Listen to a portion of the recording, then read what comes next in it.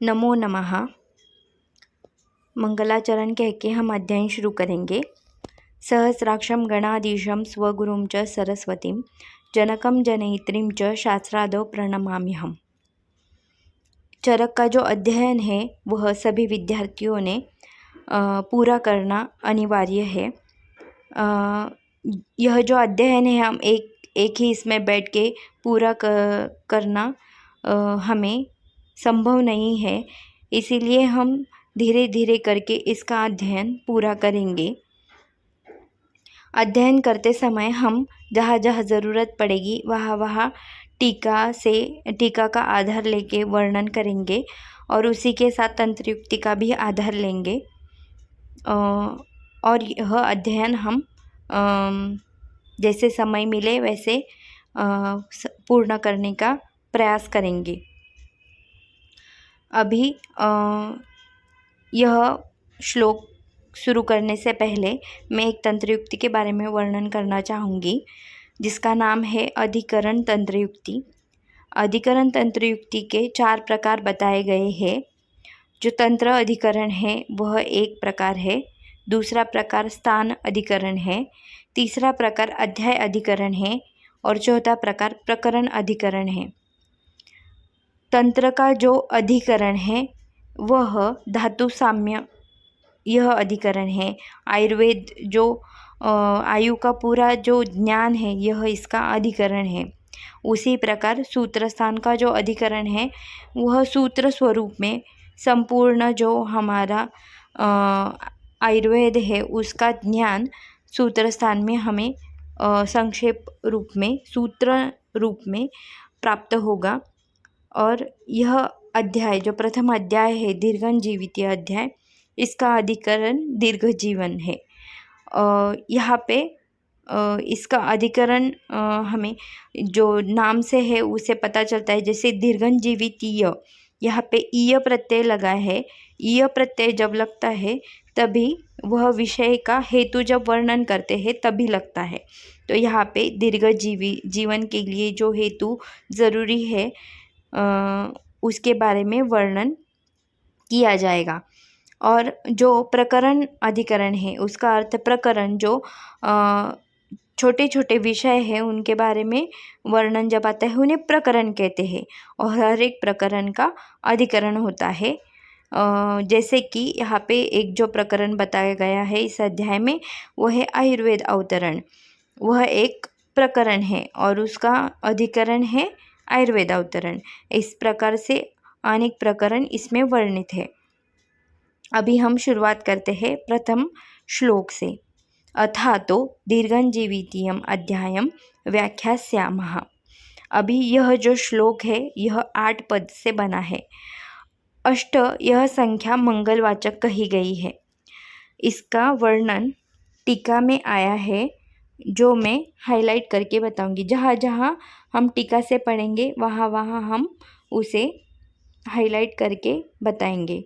प्रतिज्ञा परम अष्टपदम अष्टसंख्याया मंगलत्वेन आदौ सूत्रं निवेशितवान् अथा तो दीर्घं जीवितीयम् अध्यायं व्याख्यास्यामः इति। इसका वर्णन यहाँ पे आया है। जो अष्ट संख्या है यह मंगलवाचक है और यह 8 पद से। अभी ये 8 पद है, इनका भी वर्णन टीका में आया है जो कि अंतिम पंक्ति में है। यह वो पंक्ति है, अतः दीर्घं जीवितीयम् अध्यायं व्याख्यास्यामः इति अष्टपदत्वम्। यह 8 पद है। अभी इसमें का जो अथ शब्द है उसके बारे में भी हमें टीका में जानकारी मिलती है, जहाँ पे अथ तस्य मंगलत्वे स्मृति और उसका वर्णन जो किया है वह ओंकारश्च अथ शब्दश्च द्वावेतौ ब्रह्मणः पुरा कंठं भित्वा मेनिर्यातौ तेन मांगलिका उभौ इति। यह भी एक मंगलवाचक शब्द है और इसका प्रयोजन इसमें शास्त्र का जो शुरुआत करने से पहले आरंभ में इसका वर्णन किया है। और अतः यह शब्द है, अतः शब्दों अधिकार प्रागवधि उपदर्शकः, मतलब इसके आगे जो कहेंगे अतः ऊर्ध्वम यद उपदेक्ष्यामो दीर्घम जीवित्यम तद इति, मतलब इसके आगे क्या कहेंगे तो दीर्घम जीवित्यम, इसकी व्याख्यान करेंगे। और व्याख्यास्यामः, यह एक बहुवचन है, मतलब इसका व्याख्यान करेंगे।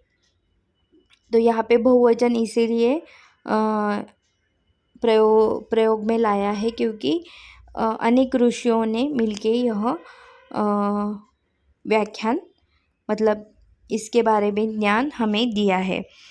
अभी यहाँ पे व्याख्यान का जो संदर्भ है, जैसे कि हम कोई सिद्धांत प्रथम बार अध्ययन करते हैं तब उसे विधि कहा जाता है, और उसका रिपीटेशन जब बाद में होता है, उसका बार बार अध्ययन होता है, उसे किसी को पढ़ाया जाता है तो उसे व्याख्यान कहते हैं। इसका आगे का जो पद है वह इतिह स्माह भगवान आत्रेयः। अभी यहाँ पे भगवान आत्रेयः आह इतिह स्म, यह इसका अर्थ है जैसे कि भगवान आत्रेय ने बताया उसी के तरह हम उसी के समान हम यहाँ पे व्याख्यान करेंगे।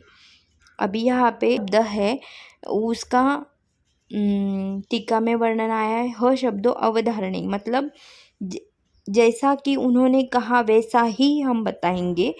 इसका जो ह अवधारणे है, अवधारण करना कि वैसा ही, यह जो है बताने के लिए ह शब्द का प्रयोग किया गया है।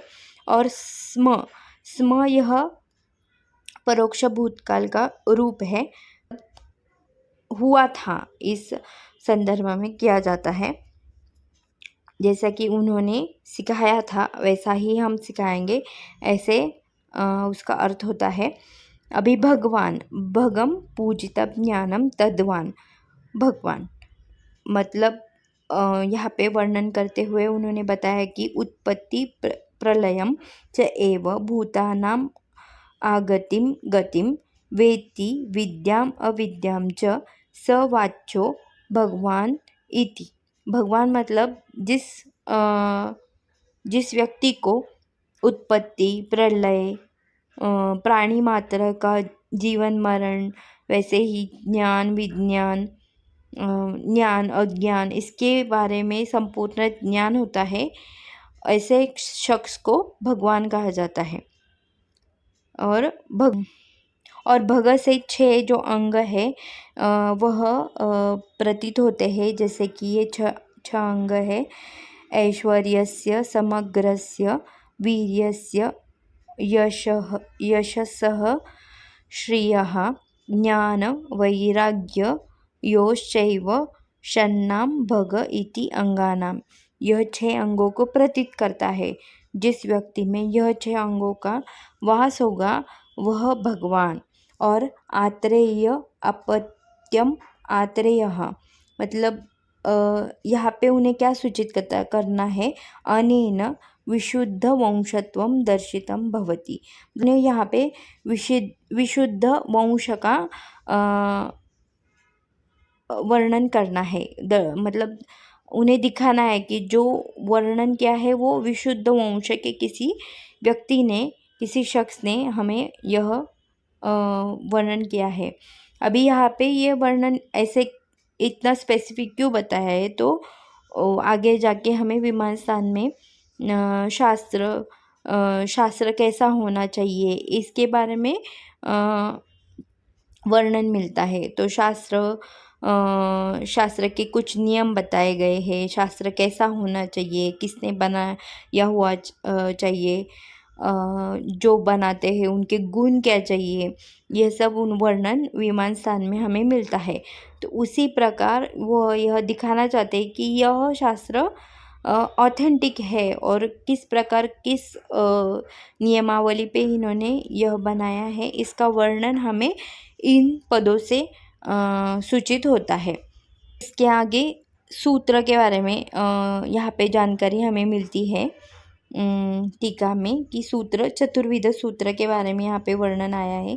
महत्वपूर्ण यह संदर्भ है। चतुर्विधम सूत्रम भवति गुरुसूत्रम, शिष्यसूत्रम, प्रतिसंस्कृत कर्तृसूत्रम, एकीय सूत्रम चेति। अभी प्रत्येक का उदाहरण देते हैं यहाँ पे। तत्र गुरुसूत्रम यथा न एतत् बुद्धिमता दृष्टव्यम अग्निवेश। जो ये वर्णन किया है कि ये अग्निवेश का मतलब शिष्य का नाम लेके उसे बताया कि ऐसा नहीं है अग्निवेश, ऐसे जो उसे गुरुसूत्र कहते हैं। प्रतिसंस्कृत कर्तृसूत्र यथा तम उवाच भगवान है, थर्ड पर्सन जब कहते कि जो प्रतिसंस्कर्ता है उन्होंने किया है जो वर्णन, वह किस प्रकार हमें दिखाई देता है। तो तम उवाच भगवान अत्रेय, यहाँ इस प्रकार भगवान अत्रेय ने वर्णन किया, ऐसा होता है। उसी प्रकार शिष्य सूत्र जो है वह न एतानी भगवान, जब हम गुरु से शिष्य जब बात करते हैं मतलब यह सूत्र चौथे अध्याय में जब पंच कषाय शतानी पूर्यंती, मतलब बार बार रिपीट होने के कारण जो द्रव्य बार बार रिपीट होते हैं उससे वो प्रश्न करते हैं कि यह टोटल 500 नहीं हो रहे हैं। तो उस वक्त जो शिष्य ने गुरु से बात की थी उसका यह श्लोक है, न एतानी भगवान पंचकषाय शतानी पूर्यन्ते इत्यादि। और एक यह सूत्र जो है यह शारीर स्थान 6 का संदर्भ है। कुमारस्य शिरः पूर्वम निवर्तत इति कुमारशिरा भरद्वाजः। मतलब यह कुमारशिरा भरद्वाज जो है उनका यह सूत्र है कि उन्होंने कहा कि सबसे पहले शिर की उत्पत्ति हुई, जब गर्भ की निर्मिति हुई उसमें सबसे पहले शिर की उत्पत्ति हुई, जो व्याख्यान की है इसे एक यह सूत्र कहते हैं। अब आगे का सूत्र, दीर्घम जीवितम अनुइच्छन भरद्वाज उपागमत इंद्रम उग्रतपा बुध्वा शरण्यम अमरेश्वरम। अब यहाँ पे जो उग्रतपा है यह भरद्वाज जी का विशेषण है। भरद्वाज इस पद का अर्थ हमें टीका से प्राप्त होगा। भरद्वाज इति गोत्र नाम और उग्रतपा उन्हीं का विशेषण है। अभी दीर्घम जीवितम अनुइच्छन, यह कंटिन्यूअस टेंस है कि दीर्घम जीवित की इच्छा रखने वाले जो उग्रतपा भरद्वाज जी है, यह इंद्रम उपागमत, इंद्र के पास चले गए। कब? जब उन्हें यह ज्ञान हुआ कि बुध्वा शरण्यम अमरेश्वरम, कि इंद्र के शरण में जाने के अलावा कोई उचित मार्ग नहीं है। मार्ग तो था परंतु उचित मार्ग नहीं है। मार्ग था इसका अर्थ कि वह ब्रह्मा के पास चले जा सकते थे ज्ञान के लिए, प्रजापति जी के पास जा सकते थे, उसी तरह अश्विनों के पास जा सकते थे, परंतु वह उन्हें उचित नहीं लगा। अभी इसका वर्णन हम आगे करेंगे। जो यहाँ पे यह प्रश्न उपस्थित होता है कि भरद्वाज जी को ऐसी क्या आवश्यकता पड़ी कि उन्हें दीर्घ जीवन की इच्छा व्यक्त की, क्योंकि सतयुग में वैसे भी 400 साल की आयु थी ही, तभी भी उन्हें दीर्घ आयु मतलब दीर्घ जीवन की इच्छा क्यों, उसके बारे में उन्हें क्यों इच्छा प्रतीत हुई। तो इसका वर्णन हमें एक तंत्र युक्ति के आधार पर करना पड़ता है, जिसका नाम है अनागतावेक्षण। अनागता मतलब जो आगे आने वाला विषय है उसका आधार लेके हमें इस प्रश्न का उत्तर मिलना संभव है। अभी आगे आने वाला मतलब इसका संदर्भ हमें 2 जगहों पर मिलता है। चरक विमानस्थान तीसरे अध्याय में, जिसका नाम है जनपद उद्वंसनीय अध्याय, और एक चरक चिकित्सा रसायन अध्याय के तीसरे पाद में हमें उसका वर्णन मिलता है। वहाँ पे यह वर्णन क्या है कि किस प्रकार व्याधि का प्रारंभ हुआ।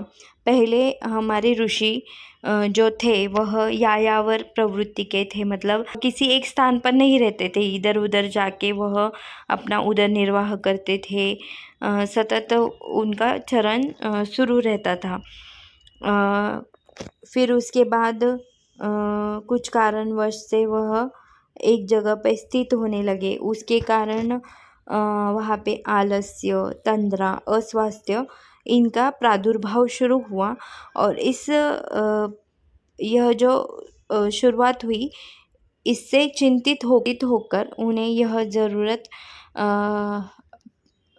ज़रूरत लगी कि अभी दीर्घ जीवन के बारे में हमें जानना चाहिए, और उसका ज्ञान लेके आयुर्वेद जो है उसका ज्ञान लेके उसका प्रचार प्रसार करना चाहिए इसे। इसीलिए उन्हें यह मालूम पड़ा कि अभी इंद्र जी के शरण में जाने के अलावा उनके पास कोई उचित मार्ग नहीं है। अभी आगे का श्लोक पढ़कर हम आज का जो व्याख्यान है उसे समाप्त करते हैं। ब्रह्मणा हि यथा प्रोक्तम आयुर्वेदं प्रजापतिः जग्राह निखिलेन आदौ अश्विनौ तु पुनः तथा। अभी इसका वर्णन हम अगले लेक्चर में करेंगे। धन्यवाद।